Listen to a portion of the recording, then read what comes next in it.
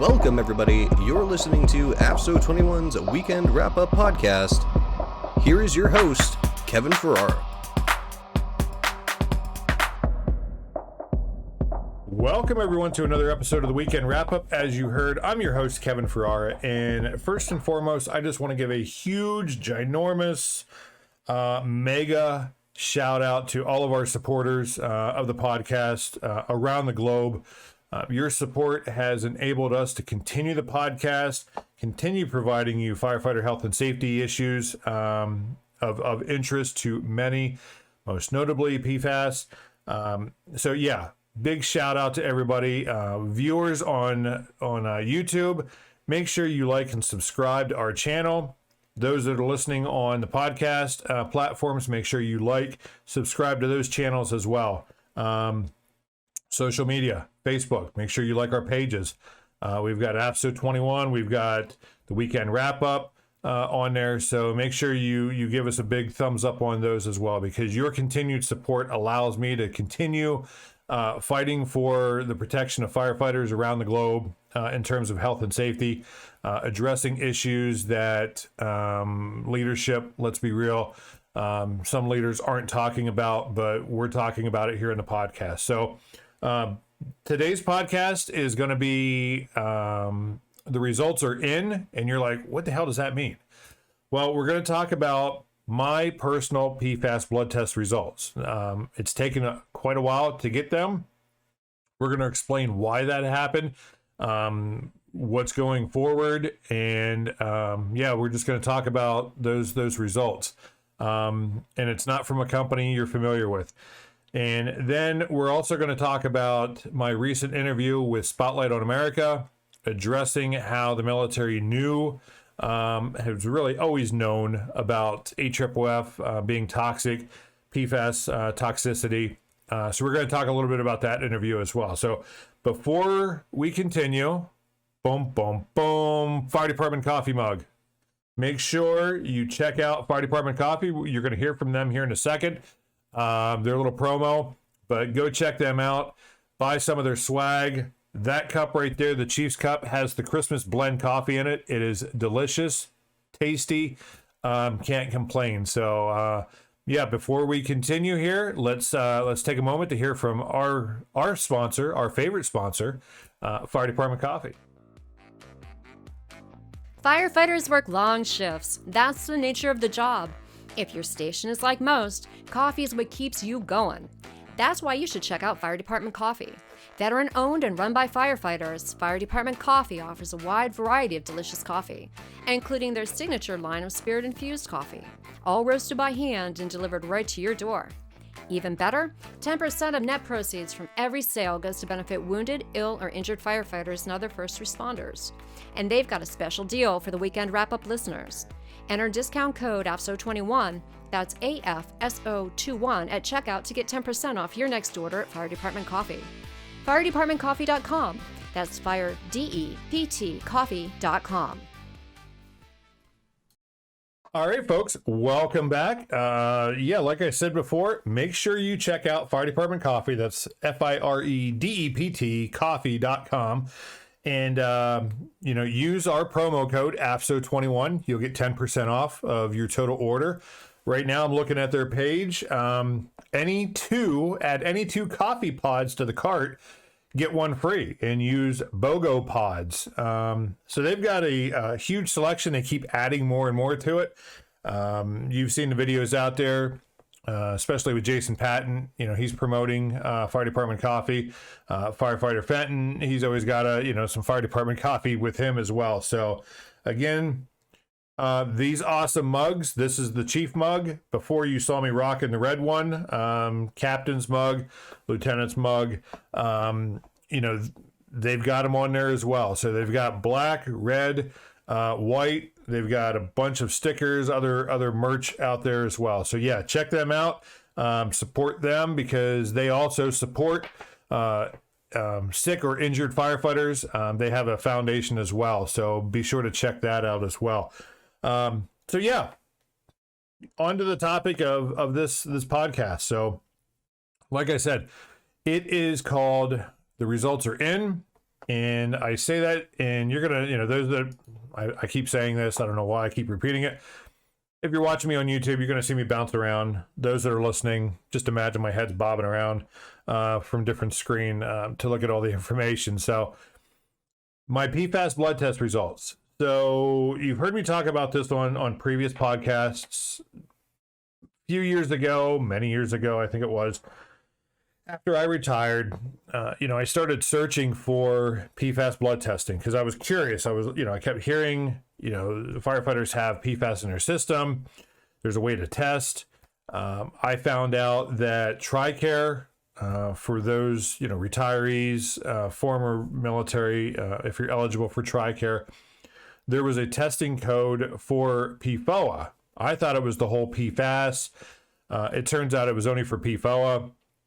They did the test. It didn't cost me a dime. It took a few weeks to get. Went through my civilian doctor here in Pennsylvania. And after a few weeks, we got the result, come back non-detected. Okay, that was, in my opinion, a complete waste of time. It didn't tell me anything. It didn't resolve anything.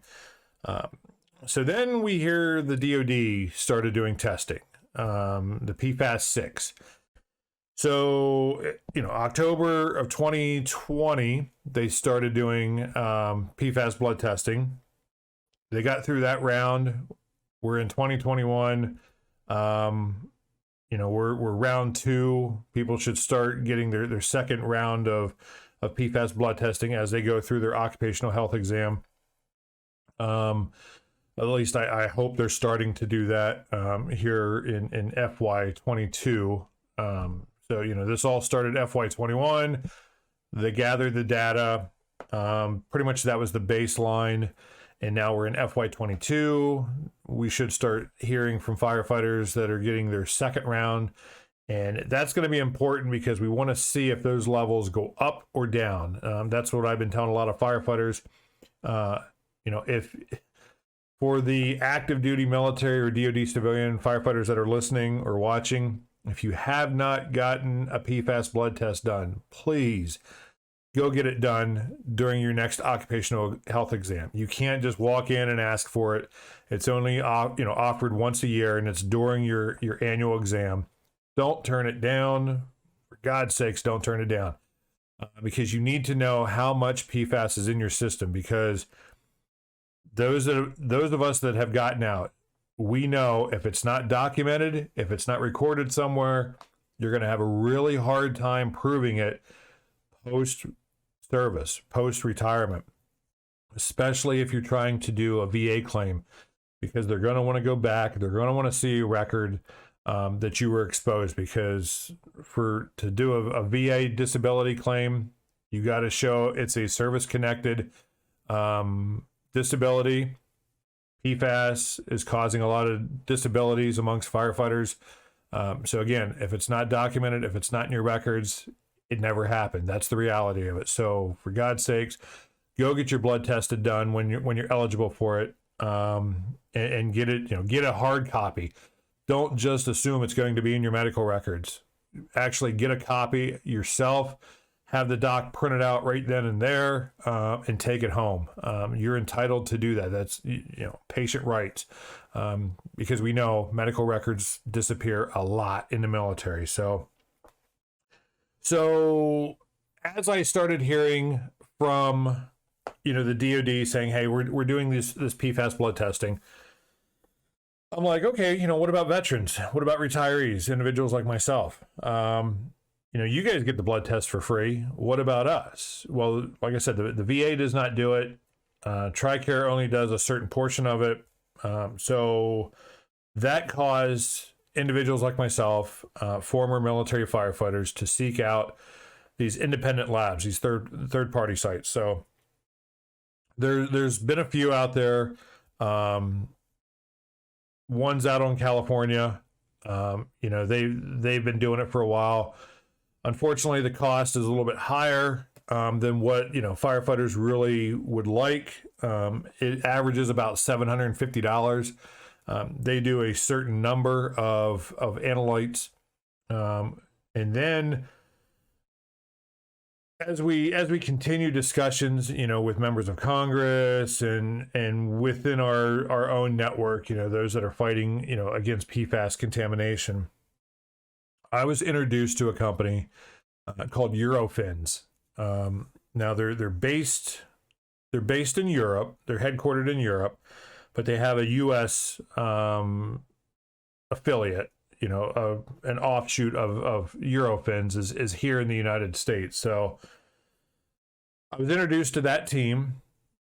We did a Teams meeting, and we were discussing everything, and the pitch, as I call it, and I don't mean that in a derogatory way. It's it's a sales pitch. They're a business at the end of the day. They're pitching this new product and saying, hey, this is the greatest thing since sliced bread. This is what we can do. And of course, I was excited right off the bat. I'm like, okay, you offer all of these different analytes. So, I've got my results right here. A little hard to see. There it is. Holding it up to the camera there. I was absolutely excited. I'm like, okay, wow, they offer all of these different analytes, PFAS analytes. They have a different method of testing, supposed to be a little bit more accurate. So I was like, yeah, let me jump on board. Let me, and what they did, they called a VIP test kit. So they sent these kits out in advance of the consumer product. So they sent me a test kit, and it's pretty simple. I mean, it's very user friendly. They've got, comes in a little box, and I wish I had it. And I think I talked about this on a previous podcast. So, it comes in a little box with some lancets, Band-Aids, and the little swabs. And it's in a container. So it's all self-contained, these swabs. So all you do is you prick your finger, get enough blood out there. Those that are diabetic, you know what I'm talking about. Prick your finger, put it on a little sample. This one here, it looks like a little Q-tip. A swab at the end. So, and it's got all the directions. It tells you, how much to put on there. Don't overdo it. Don't underdo it. You just want just enough on there. So they've got, I think there was four little swabs on there, and you can do it from, the same finger if you want to, prick yourself 4 times if you're into that. You could use a different finger for each swab. So once you're done, you seal it up, you put it in in an envelope, send it back to Eurofins, and they do the testing. Well, there was some confusion on the test kit as to the turnaround time. And I was under the assumption at the time when I was introduced, this thing was going to be a quick turnaround, because that's, after all, that's what they were saying. Hey, we have a faster turnaround time, more information. So that was back in August is when I gave my sample. And you heard me talk about, I was just out at Exotic Beaver Creek, Ohio. We did the 4th annual Firefighter Health and Safety Conference, sponsored by Brothers Helping Brothers.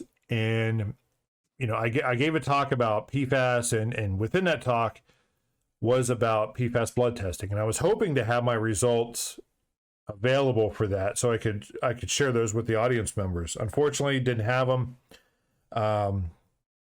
And I'll be honest, I was a little upset. I was like, okay, here we are. We're several months, still waiting on everything.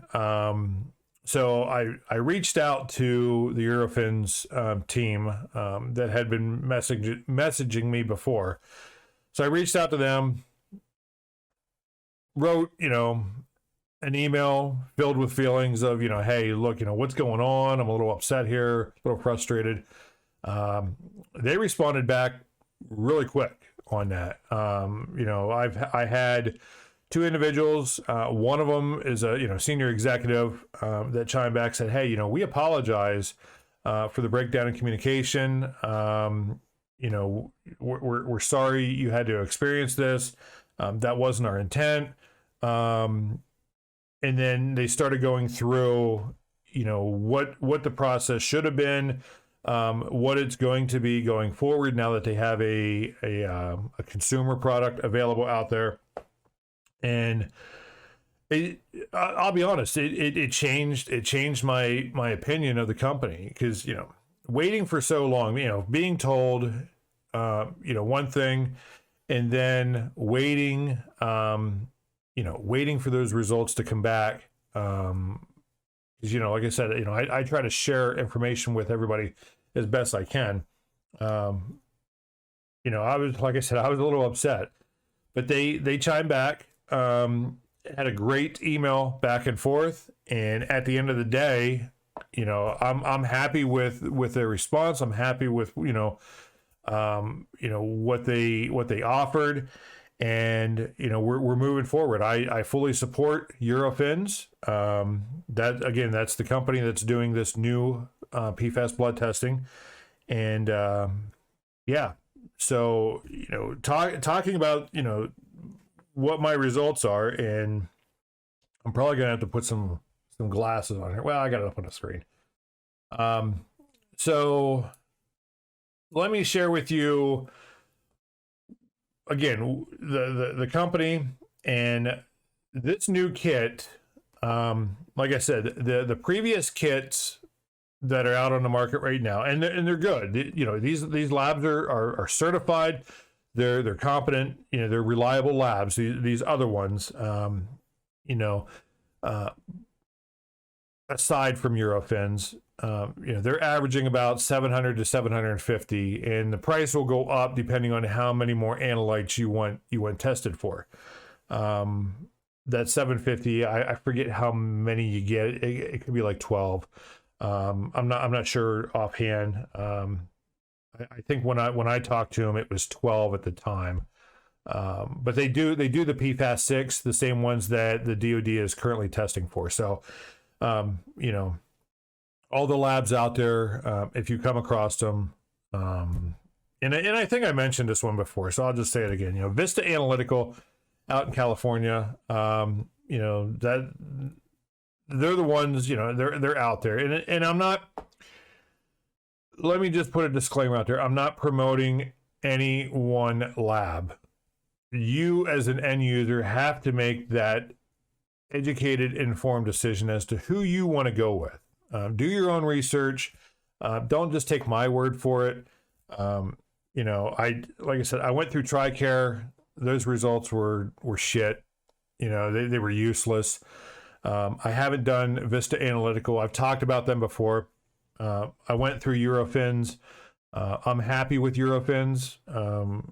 You know, like I said, I'll support them. I'll support any lab out there really that's going to go and help the end user, that being firefighters or veterans or even, you know, civilians, you know, identify what the hell's in their body. Because like I said, the DoD is not doing it. The PFAS manufacturers sure as hell aren't doing it. And they're not going to do it unless they're ordered to by a judge. You know how that happened. Look at Parkersburg, West Virginia with Rob Bilott. If you haven't seen the movie Dark Waters, I encourage you to do that. That's similar of what's going on around the country. He fought for years. I think it was damn near 20 years, he said, before they finally got a settlement, and for DuPont to, you know, to step up and start testing, paying for all this testing and everything. And that was interesting because they initially come out and they said, okay, you know, gather, you know, a few residents, do the testing. And then DuPont changed the criteria for the testing, and they pretty much wanted everybody in Parkersburg tested. Well, Rob and his team did it. They got everybody tested, thousands, tens of thousands of people. The evidence was clear. They all had PFAS contamination, and the end result, you know, with his amazing fight, and he continues to fight, you know, for the residents there and residents around the country. You know, DuPont basically paid for the test, paid for, you know, for medical care and treatment and stuff. So, you know, are they going to do it again? Who knows? I mean, you know, that was Parkersburg, West Virginia. That was a small isolated. They thought it was an isolated site, and now here we are. We're looking at, it's a global issue. So DuPont has, they have a global impact. It's not, they're not just selling products here in America. They're selling them around the world, especially foam.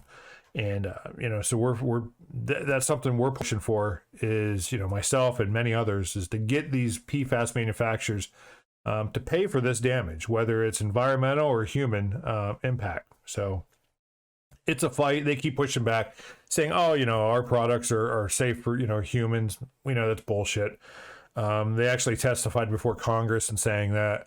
And that was an outright lie. We know it. There's been independent testing, research after research that shows these toxic chemicals are in their products. They go from their products into humans, various routes of entry, and they're man-made. They're not natural. Our bodies should not have these chemicals in them. So. But getting back to Eurofins with their test kit, it comes in at $399. That is, now some of you are going to say, oh my God, it's still, $400 out of pocket. Well, check with your insurance provider, check with your doctors. It may be covered under that. I don't know personally. I can't say for certain whether it's going to be covered under insurance or not. That's something, again, you have to make the educated, informed decisions as to who you want to go through. I have heard with Vista Analytical, a lot of insurance companies don't cover that test because it's different. It's a different type of test. While on some companies do. Again, check with your insurance provider. You guys have to do that yourselves. I can't do that for you. I will not do that. Because I don't want to give wrong information and say, yeah, the insurance company A does it, when in fact they turn around and be like, oh no, hold on, we don't. So again, check with your insurance providers. Ask them, say, hey, do you cover a PFAS blood test? And show them. I'm going to have links to all of these sites. Show them this company. They'll be able to investigate and say, yeah, we cover that, or no, we don't, or we'll cover a portion of it. You got to pay your deductible. So Eurofins PFAS exposure blood test. It is on empowerdxlab.com. That's their they've partnered with, and this site they offer all different types of tests. PFAS is just one of them on there. So this one here, it goes through, and what's unique about Eurofins, like I said, you've got the TRICARE one that does PFOA. You've got Vista Analytical, which does 12 or more, depending on what package you want. Eurofins does 47. That's 47 different types of PFAS analytes, or as they have it on their page, PFAS chemicals. And they can test ages 6 and up. Excuse me. So the way, again, the process works, you receive your kit, you order it from home. You can go online right now, order it, it comes directly to you. It doesn't have to go to your doctor. Okay. You collect at home and ship it back. Again, you don't have to go to your doctor to have them stick your arm and draw a vial or two of blood. Again, you do this all from the comfort of your home, whenever it's convenient for you. I will say this though, have somebody there with you. And the reason I say that is because,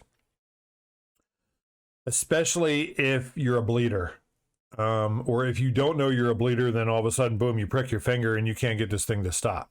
Okay, have somebody there to help you, assist you, because these test kits, again, if you overflow or overfill that swab, it's gonna ruin the test, really, because you're gonna have blood all over the place, and you don't want that. And then if you need somebody to help control the bleeding, somebody's there to put, as people call it, bitch sticker on your finger, a Band-Aid, it's I'm gonna get flack for that. I know it, but yeah, just have somebody there with you, and then they can help you pack it up, and then all you do, you drop it in the mailbox, and then 10 days later is what they're saying. A turnaround time on this. 10 days later, you're going to get your results. I got mine via email. It was a 3-page. The first 2 is pretty much just information about the test. The third page breaks down those 47 different analytes. There's some on here. I have no idea what the hell they are. I've never heard of them. A lot of them is going to come back under the column of result. It's going to say ND, which is non-detected. That's fine. That's sort of what you want, is ND, meaning it's below, and there's a reporting limit. So when you look at this, when you get these, and I may actually post mine up there. This page here doesn't actually have, any personal identifiable information on there. So I may just take a screenshot of the results themselves. But you're going to see a result column that's going to have some type of value or ND in it. Again, ND stands for non-detected. The next column over is going to say reporting limit. And that is what their equipment is calibrated to. Any of these labs, when you see a reporting limit, that is the minimum amount that their equipment will test for. So if you're looking at my results here for PFNA, that's one of the PFAS 6 that the DoD is testing for. The reporting limit on this is 0.20. And these are in nanogram per milliliter. So 0.20 is pretty small. And I think the DoD is currently testing for 0.50. I believe that's what it is. So, that's something. Let me see if I actually may have it up here on another screen. Bear with me here a second. So for, what was I saying there? PFNA.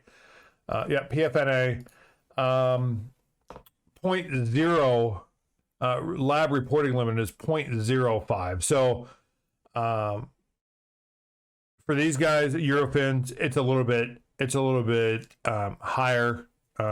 Whereas the DoD, their claim, that was the CDC. The CDC got down to a 0.05 nanogram per milliliter on their NHANES report. Now, that's not to say what Vista is doing, what any of these other labs are doing. That goes by what the CDC has done. But I know Eurofins, they're down to a 0.2 nanogram per milliliter for PFNA. And that whole column, it's going to be labeled on there. So then what's really interesting, and what I really like about this, is they put a serum equivalent in on the third column. And what that column relates to, and I'm going to read it here. It says PFAS exposure, and it's a trademark name. Results require conversion from PFAS in whole blood to PFAS in serum in order to compare it to the CDC national averages for PFAS. So it says your results can easily be compared using the values in the serum equivalence column. So not only does Eurofins give you their results based on how their methodology of testing, but then they convert it. They save all the headache and the frustration of trying to convert that. They put it right on your results, and that's the CDC. That's the CDC equivalent. So if you look at PFNA, my result came in at 0.37 nanogram per milliliter. Okay, the reporting limit was 0.20, but then they convert it for me. And the serum equivalent is 0.851. So that's for the CDC. So going down through here, we're going to talk about the PFAS 6. So PFNA was one of them. Then you got PFOA, PFHXS, PFAS, and They tested for a few other ones that come back. PFBS was one of them that come back as non-detected. So the ones that show a result. So PFOA come in as 0.73, but the CDC equivalent is 1.46 nanogram per milliliter. Now, before I continue, I should let you know, excuse me, that I've been retired since 2017. My initial exposure to AFFF and PFAS was in August of 1991. Okay, so do the math. Look how long it's been since my initial exposure, and I still have PFAS chemicals in my body.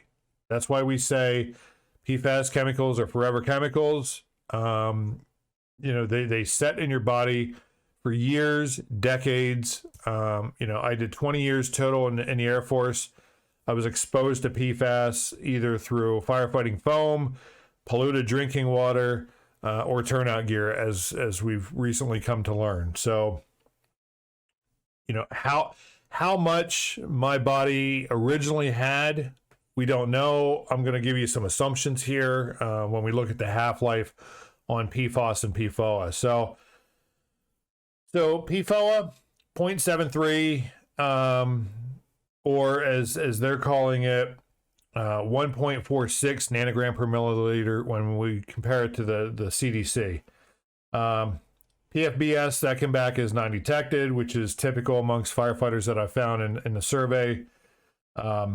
PFHXS. Now, this is the one I've been talking about a lot on the podcast, that firefighters really need to be aware of because it does have respiratory problems. It does cause immune suppression. It does cause sterilization, among other things, in firefighters, in those that, well, not just firefighters, but those that have been exposed to this chemical. And we're learning more and more every day on what PFHXS is.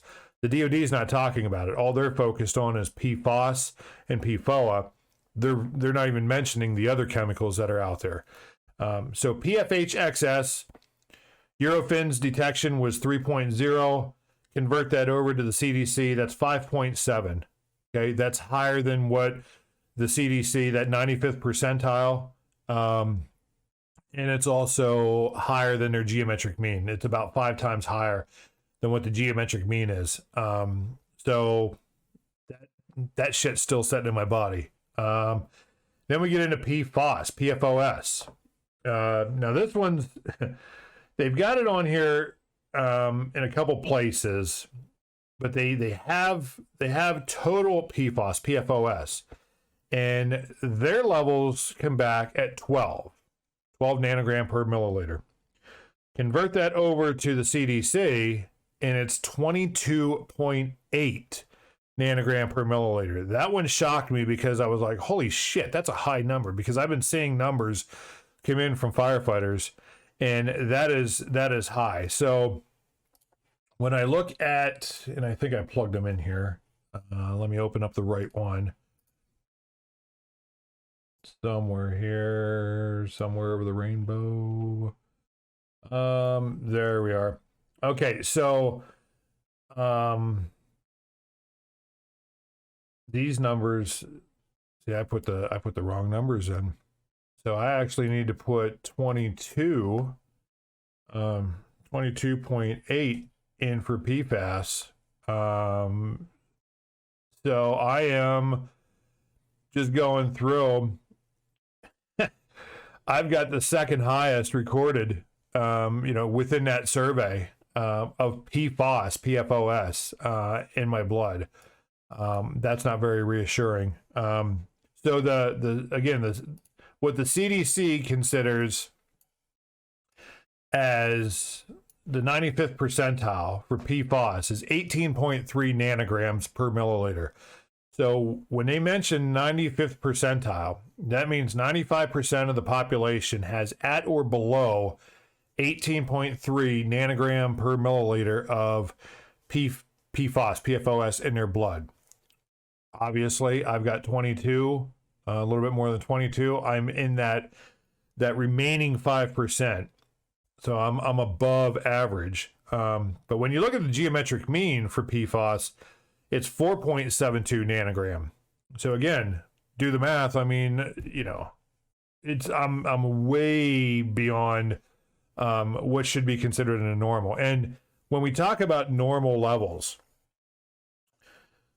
doctors, whether you're civilian or military, they don't have a clue what the normal levels are. So if they're sitting there telling you this is the normal, look them square in the eye and say normal is 0. And I say that because PFAS chemicals are man-made. They're not naturally occurring in our body. They have to be introduced into our body, and there's different routes. You can either, absorption, inhalation, ingestion, various routes to get in there. I don't think anybody's actually injecting PFAS into their body, but who knows? So when the doctor says, well, you're within normal, be like, no, normal is 0. And I've told doctors this all the time. Normal is 0. Anything above 0 is not normal. It should not be in your system. So despite what the CDC is saying, despite what the VA is saying, despite what the DOD is saying, they can throw numbers out there left and right and say, okay, these are the acceptable levels, these are the acceptable risk. I hate that when community leaders, governmental leaders determine the risk for their residents, their constituents. Who are these individuals to say 18.3 nanogram per milliliter is an acceptable risk? I never accepted that, and I don't think anybody else would accept that. I accept 0, and that's the only number I will accept. Anything above that, I want to know where the shit came from and how I got exposed and what's going to happen afterwards. Because I've said this time and time again. Okay, I've got, what the hell are my numbers here again? I keep flipping back and forth. So I've got 22.8 nanogram per milliliter of PFAS in my blood as of today. 30 years since I first entered active duty in 91. 30 years? Yeah, something like that. So here, my exposure is elevated. I may not get sick. Somebody that comes in at, we'll say 0.8 nanogram per milliliter, they may develop cancer. It's all in how the human body reacts to these chemicals. And we're not drones, we're not clones. Our bodies don't react the same, despite what some medical folks may believe. Our bodies do not react the same. Just like lab mice and lab animals, they don't react the same.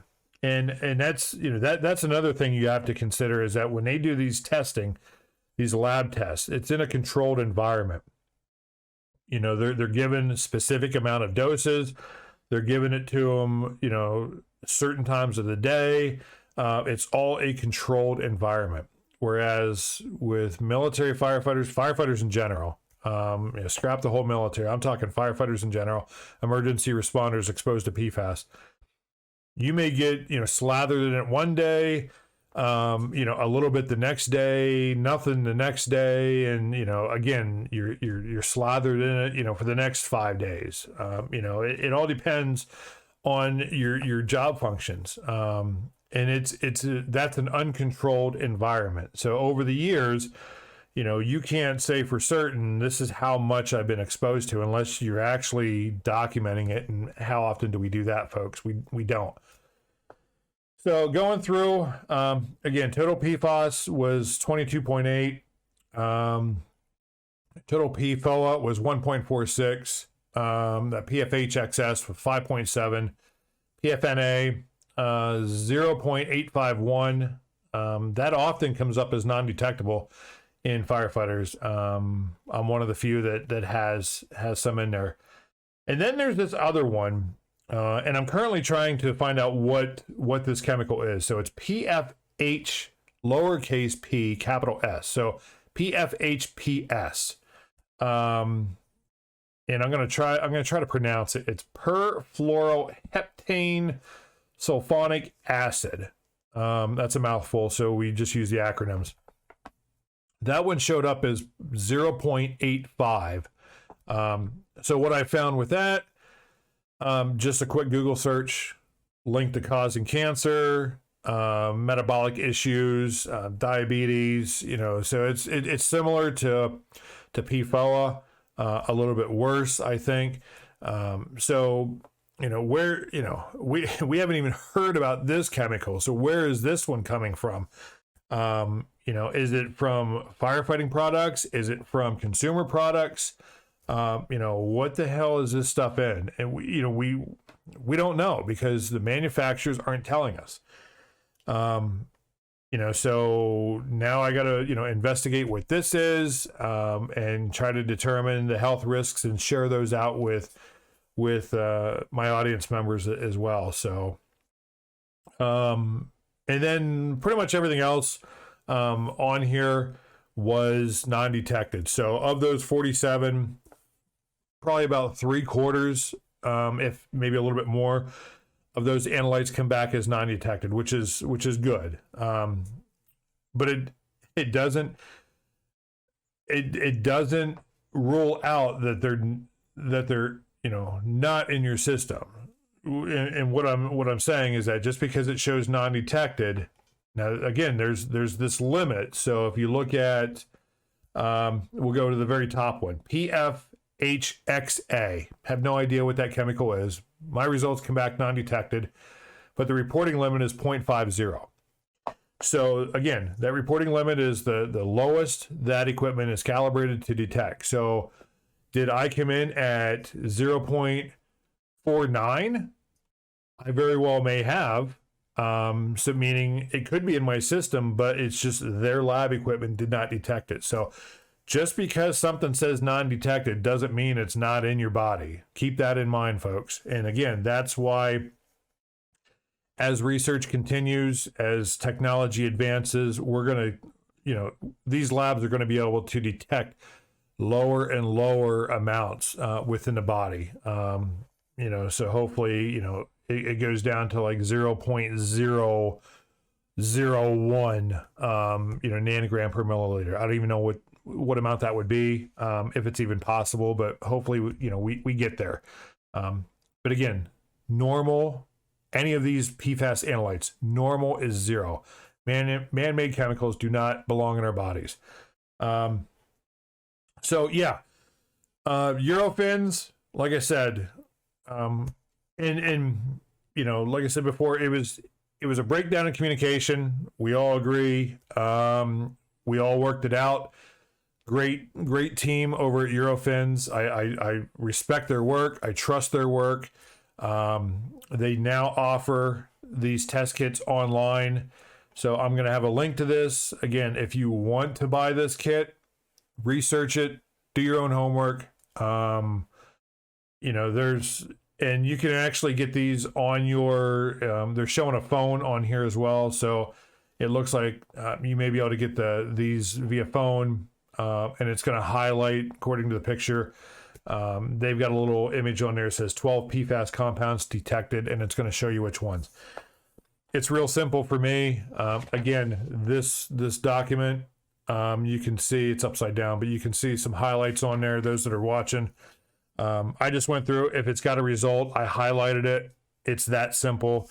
But like I said, what I really love about Eurofins report is they do the homework for you. They break it down as to what the CDC and Haynes comparison would be. And that's really what, we're looking at, especially for DoD military firefighters, because that's what they're using right now, comparing everything to the CDC and Haynes. Speaking about the military, it seems what they're doing now is they're getting the results back, and they're plugging those results into your personal medical records. That's great that it's in there, it's in the system, because that's one thing that the DoD got dinged for, was that they weren't tracking, trending, analyzing this data. So now it looks like They're putting it into your medical records so they can, quote, track it. When you go to see your doc, ask them for the actual lab report. Get a copy of that lab report. Don't go by what it was put into your medical records. And I say that because you can fat finger these numbers, and you have no idea. These numbers can be manipulated. I'm not saying the DoD is doing that, but it's happened in, other areas to where if you don't want that problem to look as severe as it is, you can skew the numbers. Again, I'm not accusing the DoD of doing that, but that opportunity is there. That question lays in the back of your mind. Are these the right numbers? So if you get the actual report from whatever lab is doing the testing, you have it right there. And then you can compare, because I've done this with vaccines, folks, in the military, to where they preload the syringes and you get your little shot card as you're going through the line and it has one lot number. And then I've stopped several times. I'm like, let me see the vial that you pulled that from. And it's something completely different. It's got a completely different lot number on there. Now we're talking apples and oranges here, but you have to keep up on these things, folks, because if you had an adverse reaction to that vaccine and you gave them the lot number that was provided to you, and it turns out that lot number was good, but the one they truly pulled the vial from, the dosage from, that lot number is the one that was contaminated or tainted, you wouldn't know. And so that's why, I don't do the preloaded syringes. I make them load up a fresh one right in front of me. I look at the vial, I record the lot number, and have them pull the vaccine right from that vial in front of me. That's really the only way you can guarantee that shot is accurate. This whole bit of preloading, and the DoD is going to say, well, because, we've got so many. I don't care. Patients have rights and they need to know what's going in their body. So, it happens. Had I not caught it the several times that I caught it, both, here in the States when I was deployed, it would have went unnoticed and my records would have reflected the wrong lot number, because those lot numbers are identified on your shot records. So yeah, you need to keep up on that. So same thing with the blood test results. Get a hard copy. Whichever lab is doing it, tell the doc you want an actual copy of the report, in your hand, and keep it, on hand, separate from your other medical records. Because like I said before, medical records have a tendency of disappearing in the military. Mine have twice. First time I was in, it took 10 years for them to show up. All my shot records were gone. And I'm still fighting to get records from when I was at Davis Monthan Air Force Base. Those records somewhat disappeared because that's when I was deployed to K2 in Uzbekistan. And the military listeners out there, the viewers, that shit show down in Uzbekistan, deployed to an old Russian air base. You've got depleted uranium, unknown toxins under the compound, UXOs all around us. I don't know who the hell planned to put the base there, but the location that it was. But yeah, we were poisoned. Thousands of military members, different branches of service. We lived on top of a toxic wasteland. The military knew about it, never said anything until public pressure. Same thing with AFFF. It wasn't until public peer pressure that resulted, in us learning that, we were poisoned for years. So, again, I'm going to have links to Eurofins on here, with what they're offering, how to go ahead and buy this. Again, make an informed decision on your own, educated. I'm more than happy to answer questions, talk about my results, my experience with Eurofins, and, we'll go from there. So, Let's go ahead. Let's take a break. Let's hear from AFSO 21 real quick. And when we return, we're going to go ahead and talk about my interview with Spotlight on America. Stay tuned.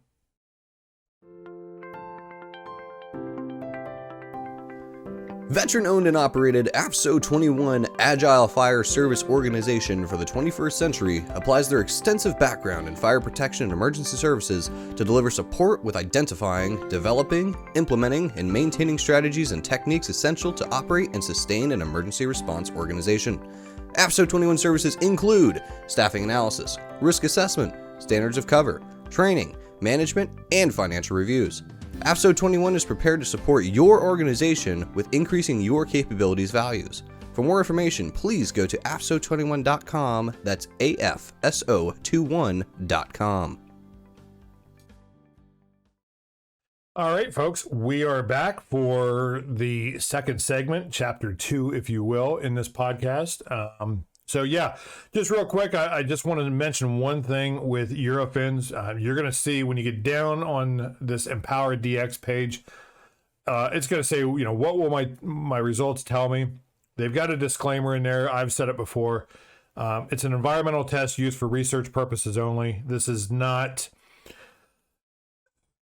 They say there's currently no clinical diagnosis or treatment recommendation specific to elevated PFAS levels, and that is very true.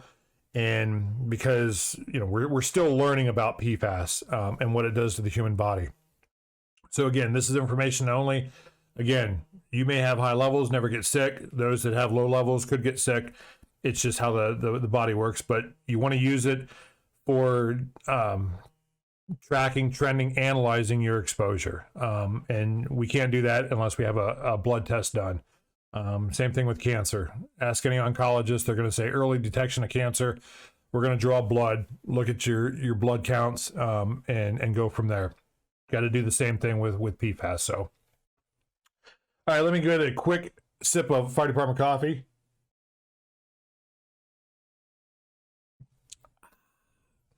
Okay, folks. So, Spotlight on America interview.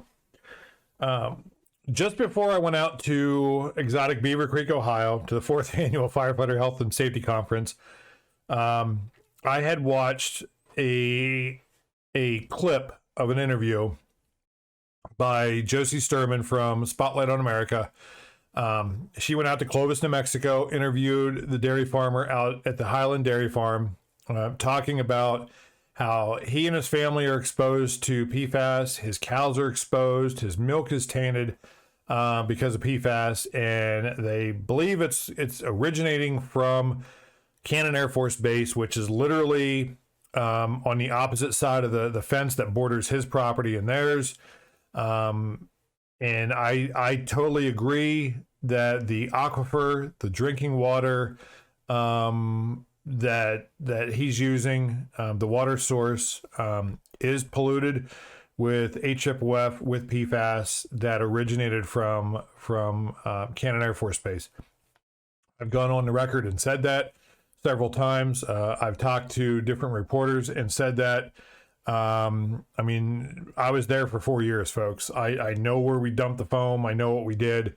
There's no doubt in my mind that his exposure to PFAS came from Cannon Air Force Base. There's literally nothing else around his farm. I mean, it's flat. It's if you've ever been to Clovis, New Mexico, there are more cows than there are people in that area, literally. So it's it's unlikely his PFAS contamination came from anywhere else other than the base, through the polluted water source. So I reached out to them. I said, hey, I just happened to be there, for 4 years, and I got some information, I'd be happy to share with you. So it wasn't too long after that, they called me up. They said, hey, let's talk. We chatted over the phone, and I think it was maybe the day or 2 days later or whatever, I get an email that says, hey, we want to come to Pennsylvania to interview you about your experience. And I'm like, sweet. Okay. So, we started throwing some dates around. when it would work. And the one date included when I was going to be out in Ohio, giving a talk about PFAS out there at the conference. I responded back, told him, said, hey, I'm going to be in Ohio during this time, giving a talk about military exposure, the conference. There's going to be firefighters from all over the country. And next thing I know, I'm getting a phone call. They said, hey, we're coming to Ohio. We're going to do the interview up there. And I'm like, okay, that works. So I got a hold of the folks from Brothers Helping Brothers. I said, hey, just a heads up, I've got, a news team coming out. They're going to interview me on site about this. And they were like, yeah, sweet. We got room. We can accommodate. So Joce and her team, they come out 2 days. They come out on a Thursday, Friday of the conference week. Thursday, we sat down, we did the on-camera interview. Everything went well. If you've seen the video, you're going to see me get a little teary-eyed, a little emotional. That wasn't, I didn't plan on breaking down like I did.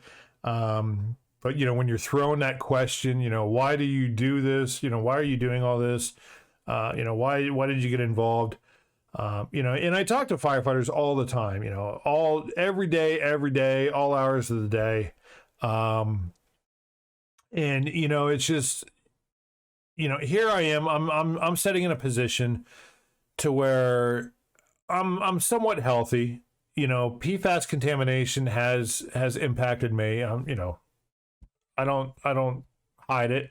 I'm type 2 diabetic. My triglycerides are off the chart. I'm on fenofibrate to control those. I'll be on that for life thanks to the PFAS contamination. My cholesterol is up. I've got neuropathy, in both legs. They've done testing. They've done an EMG. I've got other conditions, and, we think it's because of PFAS exposure. The research, the science is there to show there's a linkage to it. Can I say for certain, 100% certainty, PFAS did it? No. But again, it's obvious. You put two and two together. So it's presumed. That's the presumptives that we're fighting with Congress with, is to get presumptive legislation passed that says, hey, if you're a firefighter and you used AFFF that contain fluorinated material, whether it was a C8, C6, it contains PFAS. We're just going to presume that your cancer, your medical illnesses are associated with that usage and that exposure. But we're on the cusp of getting that passed. There's some pushback on it because once that legislation is passed, the floodgates open. VA is going to get bombarded with claims on this, and it's going to be in the trillions, folks, for payouts.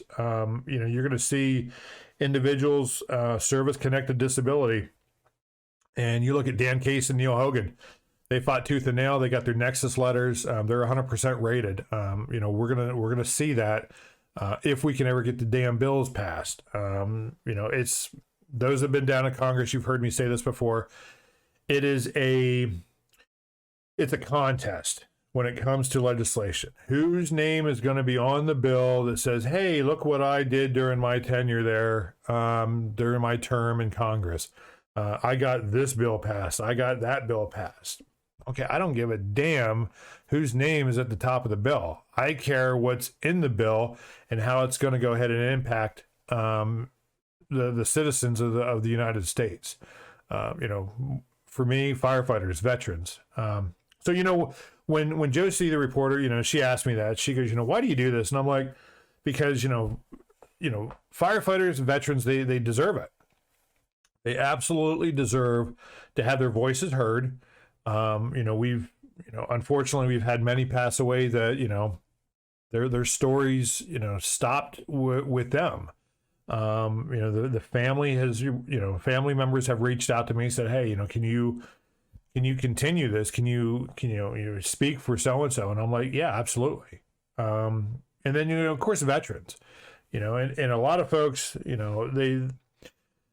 they misinterpret my intentions on the podcast and my work that I do. I served 20 years in the Air Force, proudly served. dealt with a lot of bullshit, both policies and leadership. They were putting themselves before everything else. They were protecting their asses while watching others fall. Fortunately, I had an amazing fire chief when I was at Air Combat Command. We still keep in touch. I would go to bat for him, on a moment's notice. He supported me, I supported him. That's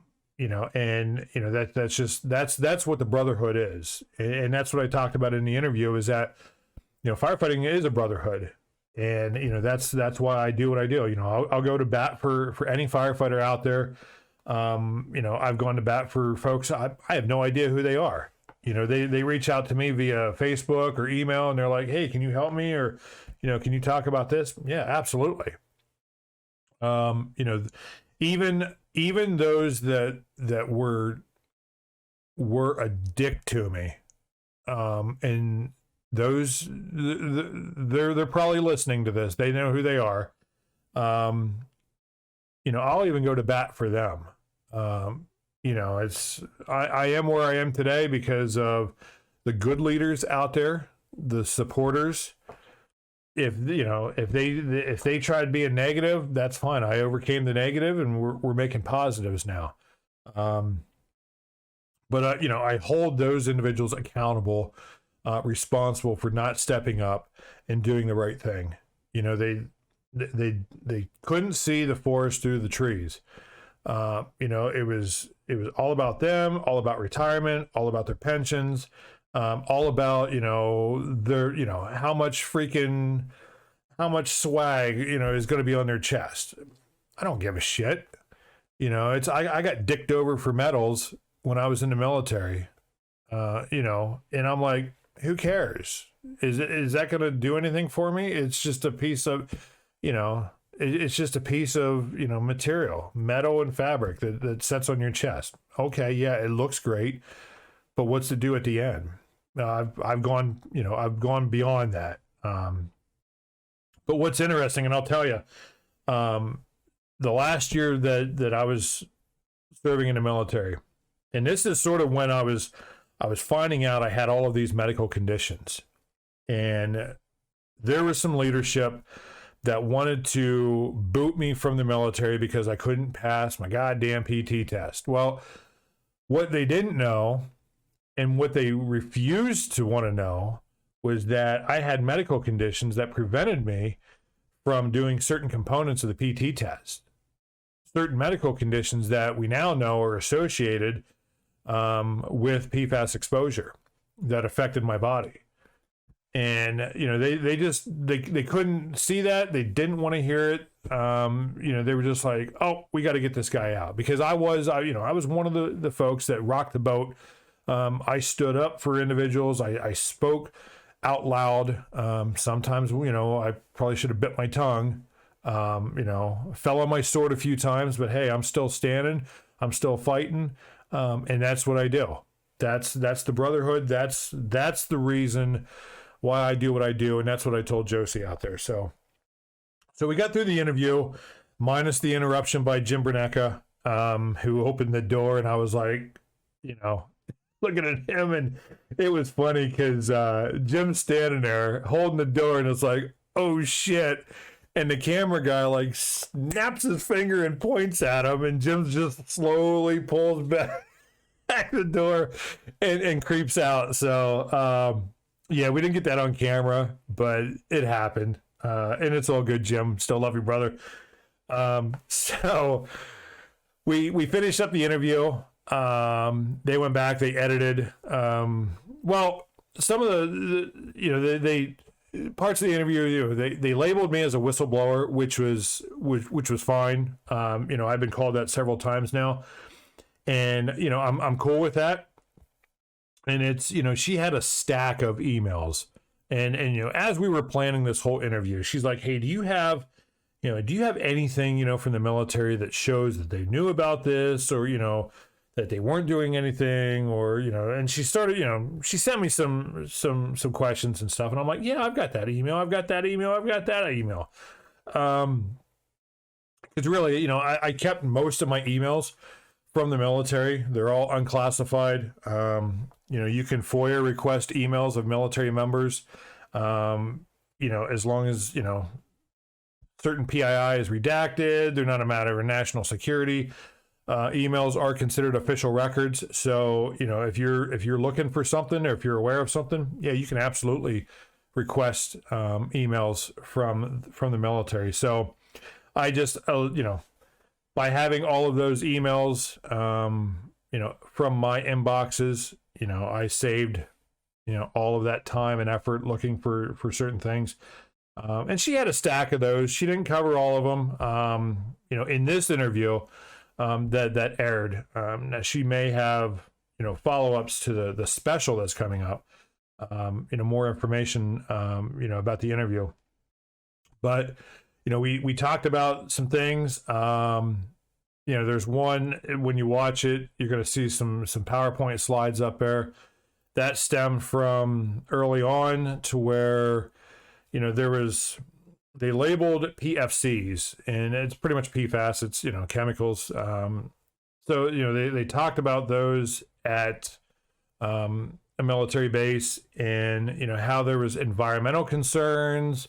So they had all these environmental concerns and these other concerns, but there was no concern for human impact. And nothing was really done policy-wise to, mitigate the release of AFFF or PFAS, or these PFCs. So they sort of just let it go until there was an email that had come out from one of the former Air Force fire chiefs that said, hey, this thing's making national news. We need to go ahead and take action. Let's go ahead and stop, using AFFF for training, releasing it. And eventually we got to the point where they switched out from C6 or from a C8 to a C6 foam. So, that's how that interview went. And then the second day they come in and did got some B-roll, as I was talking to the conference attendees, and you'll see just a few clips of that in the news report as well. So overall, the report went well. It's gotten some really good reviews. I've got a lot of great feedback on it. And I was contacted by Joce. She's like, hey, we got it out there. There's going to be pretty much like a follow-up to that, a special interview, special edition. So I'm curious as to what that's going to be. She's keeping it close hold because, a fantastic reporter. She doesn't want to get, the information or have the information get out there in advance. She wants it to be very impactful, which is what, my interview was, from the feedback that I've gotten. It's put a, literally, pardon the pun, the spotlight on the PFAS issue within the military. So, I'll have links to that up on the podcast description as well. So, I just wanted to touch base on that. My buddy Dan Case and Rockstar Dan Case. And so after my interview, Joce was like, hey, do you know of any other firefighters out there that, you think, we should be talking to? And of course, I've got a huge list up here in the battle board and stuff. I've got names all over the place, but with Dan Case and that one, Dan's always been at the top of my list. And, I got introduced to Dan damn near almost 2 years ago. He started sharing his story, and I've told him from day one, that was his goal, is to have his story shared to the public, to let everybody know, what he's gone through, what he's currently going through, and why he just wants answers. So I told him from day one, I said, if I've got the ability, we're going to get your story shared. He's been on the podcast here. That helped out a lot. But then I told Joce, I'm like, you need to call Dan and get a story done with him. So, so she got off the phone with me, and I think that same day, she ends up calling Dan Kaysen, and I think this was right before Turkey Day, right before Thanksgiving. She gets a hold of Dan Kaysen. They set up an interview, on-camera interview. You know, she was asking him stuff over the phone because he had called me later on that afternoon and explained what was going on. And yeah, so apparently they went down. Spotlight on America team went down, did the on-camera interview.